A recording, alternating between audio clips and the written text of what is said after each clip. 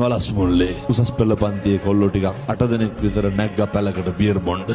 ඔය පන්ති කට් කරලා යනවනේ තැන් තැන් වල. ඔය ගල්පොත් එහෙම යනව නේද මේ? නෑ යනවා.